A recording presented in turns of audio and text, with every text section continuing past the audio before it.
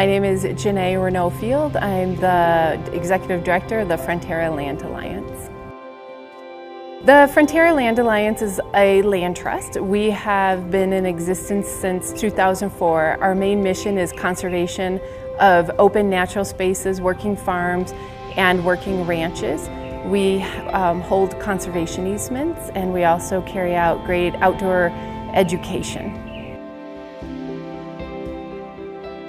Castner Range National Monument is a long story. It has been 52 years plus in making to have it become a national monument. In March of 2023, it was designated through the Antiquities Act of 1906 by President Biden as a national monument. The community has been working on the effort since the early 70s. At first, there were different avenues to consider for preservation of the 6,600 plus acres of land. And in 2013-2014, through support of Congressman Beto O'Rourke, we moved forward with pursuing a national monument. From there, it transitioned over and supported by Congresswoman Escobar, who was able to see it through the end through the proclamation signing. The National Monument is an amazing opportunity for the community. It's 6,600 acres of future access for recreation, but today it provides an area that is preserved in perpetuity. It will not be developed. I know some folks think, oh, it never could be, but on the southeast corner, it was developed. We have the Border Patrol headquarters and TxDOT headquarters down there on Castner Range. 1,200 acres to my left were Castner Range. And so we can see that it can be developed, it can disappear. And having the elevations of the mountains, of the Franklin Mountains, coming all the way down to a flatter, lower level provides a great diversity of ecosystem, the historical component, the cultural aspect, the people that used to live here over 10,000 years ago. All of that is here on the 6,600 acres, which is surrounded by urban El Paso City, but it's also connected to adjacent nature preserves. It's connected to a 26,000 acre state park.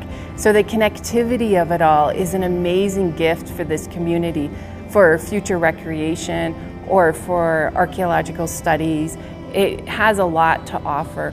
The main item that most people think of when they think of Castner Range is, they may not know the name, but they think of the Mexican gold poppies.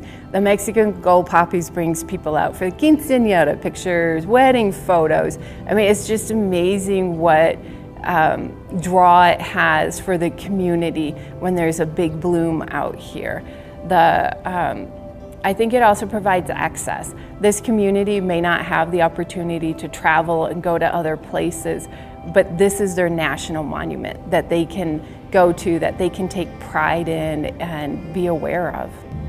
It's critical. It needs to be done well. It needs to be done by thinking it through clearly for the impact that it will have for the wildlife, for the historical sites that need to be preserved, but by allowing people the opportunity to show that they are responsible and can access these lands by staying on the trails and caring for these lands. It adds an element to their life for being able to connect with the Chihuahuan desert.